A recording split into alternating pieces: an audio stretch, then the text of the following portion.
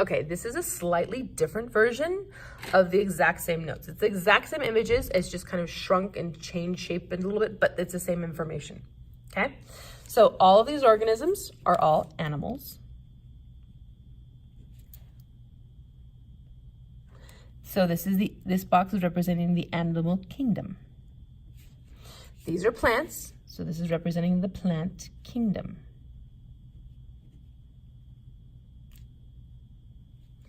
Best picture I can come up with, fungi kingdom. And then here, the ones that just don't quite fit anywhere else, the protist kingdom, or the protista kingdom. Okay, so all four of these kingdoms, animal, plant, fungi, protista, all have in common that their cells all are eukaryotic. So they're all part of the domain eukarya. Okay, so eukaryotic, all of these have eukaryotic cells. So eukaryotic cells mean they'll have a nucleus. They'll have those lots of the membrane-bound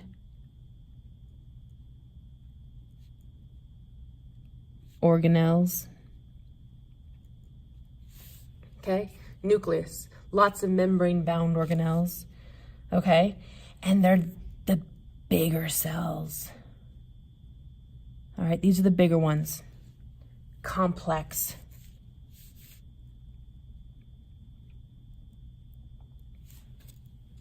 Okay, so eukarya domain, the animals, the plants, the fungi, and the protista.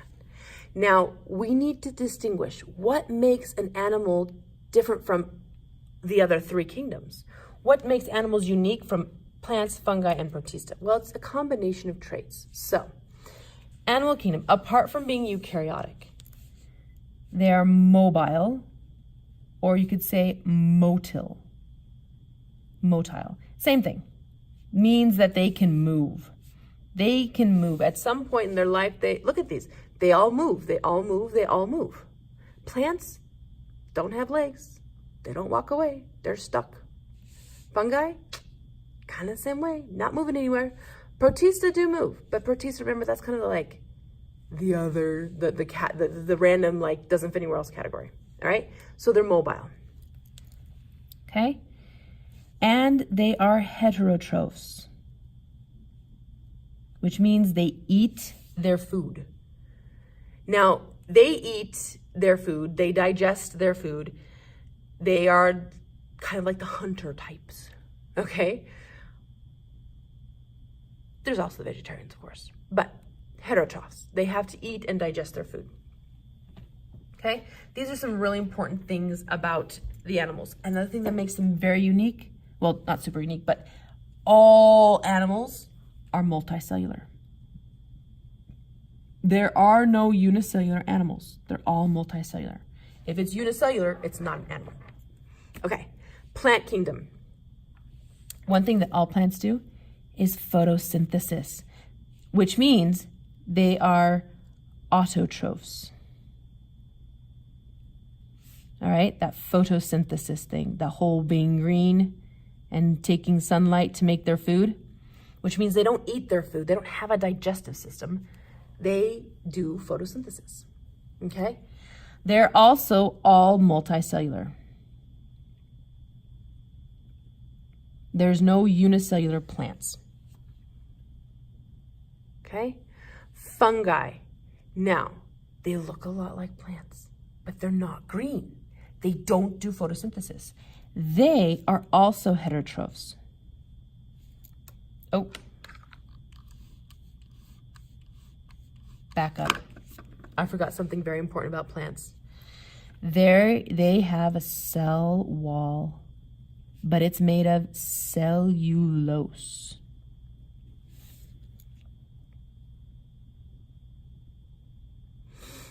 Now the fungi.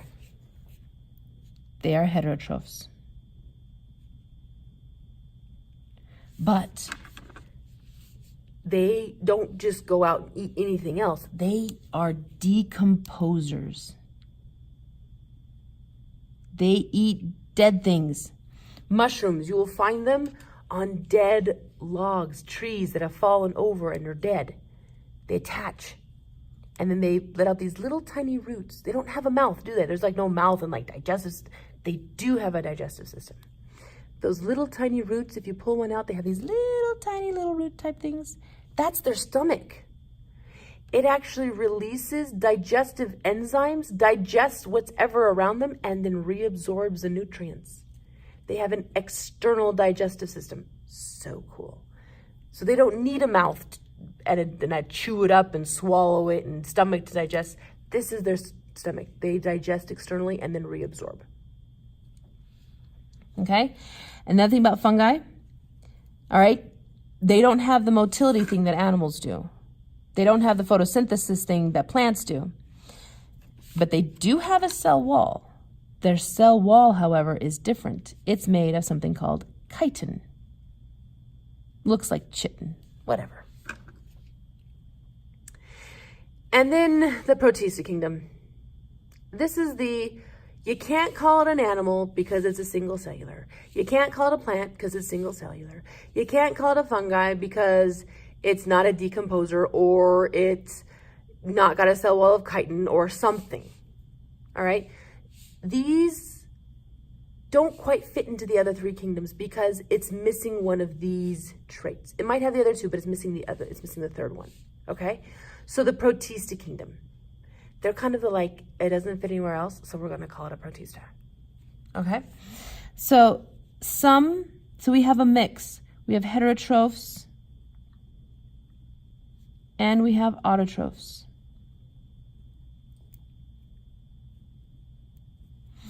We have multicellulars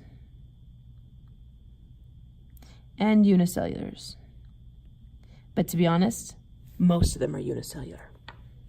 Okay? Some of them have a cell wall, some of them don't. Some of them look like fungus, but aren't quite like fungus. Some of them look like plants, but aren't quite plants. Some look like animals, but aren't quite animals. Okay? These two are very commonly referred to. This is an amoeba, and this is a paramecium.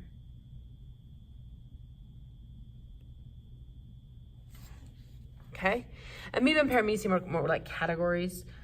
So there are a variety of paramecium, there's a variety of amoeba, but those are the most common examples of Protista. And some Protista can be pathogenic. So we talked about malaria. Malaria is caused by one of these guys. Well, it's not a paramecium amoeba, but it looks like, but he's a Protista. It's a single cellular, unicellular organism that gets into your blood and destroys your red blood cells. Ew. All right, so those are the kingdoms of the eukarya domain. Well, there's two more domains. The bacteria domain and the archaea domain. Bacteria and archaea. If you look at them under a microscope, they look a lot alike because you can only see them underneath the microscope. They're all unicellular and they're all simple cells. They are all prokaryotic.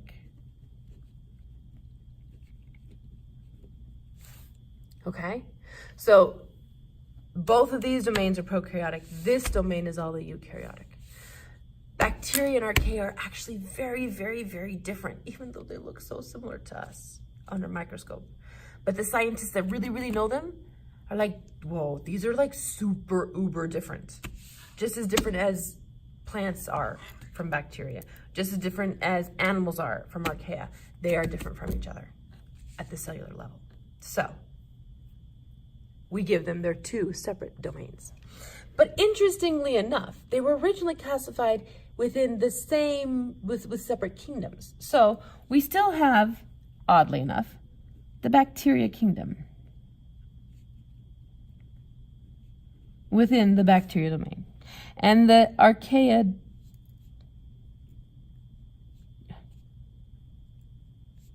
kingdom within the archaea domain. So just beware of that. Sometimes they call it a kingdom, sometimes they call it a domain. Don't worry about it. Same thing. So what does it mean to be prokaryotic? Prokaryotic. No nucleus. Remember that. You look at it and you don't see nucleus, it's prokaryotic. All right? They are, the ribosome is the only organelle. Now, they might have a cell wall, they might have a plasma membrane, they might have the little tentacle things called flagella, or the little hair things called cilia, but the organelles inside, the only one they've got are ribosomes. Now, backing up, no nucleus, but they still have DNA. The DNA in the cytoplasm. It's just floating in the cytoplasm. It doesn't have its own special little capsule membrane. So there's no nucleus, but there's still DNA. And they're all unicellular.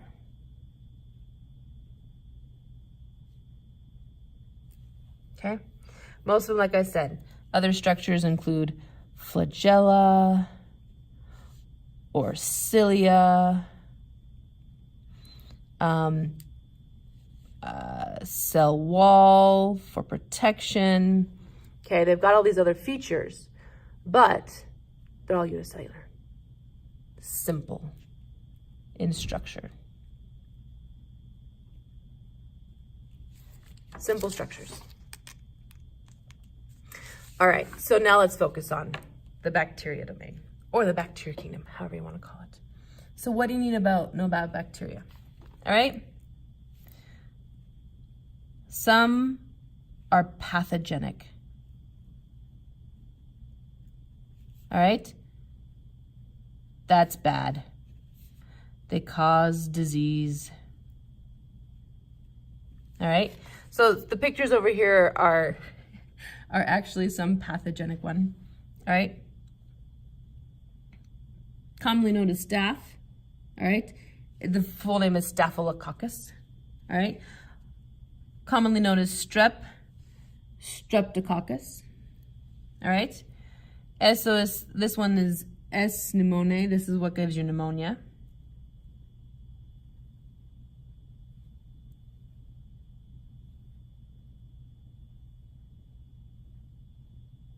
And this is E. coli,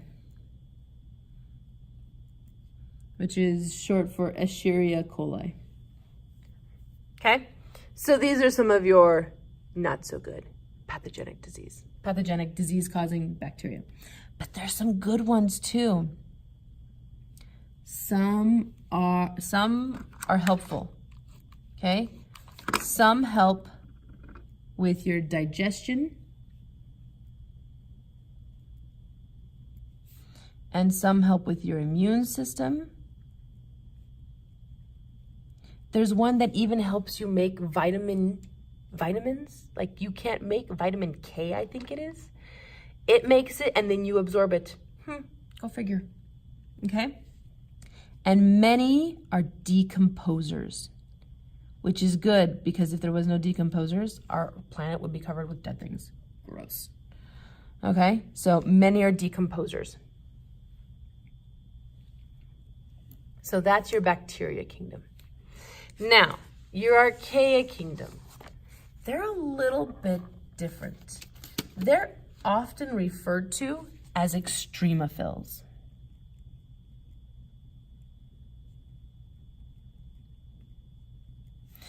Extreme lovers. They love the extreme. They live in some of the most extreme environments.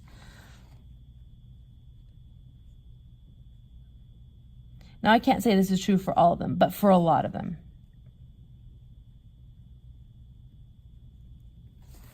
So those extreme environments include hot water wells,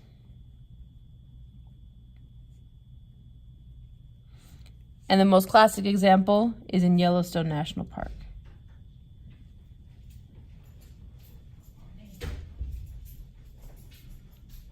Another example is the really salty water.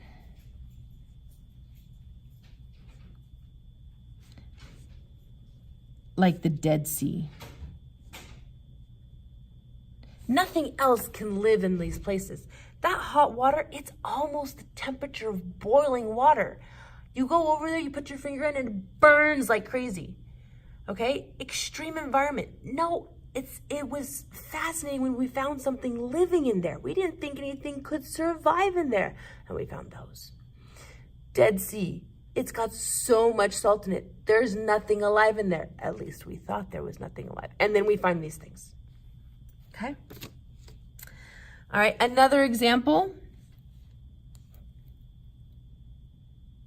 Inside a cow's stomach.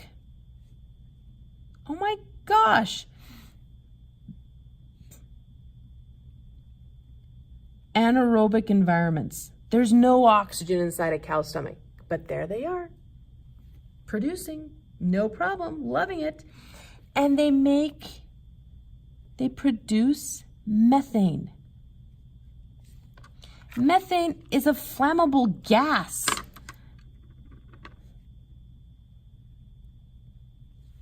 Cow farts are flammable because they have archaea in their stomach.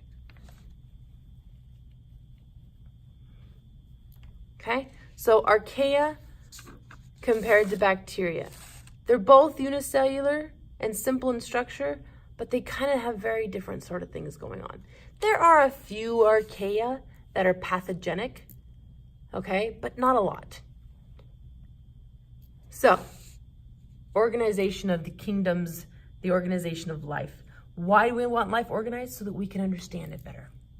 We can categorize it, we understand it better.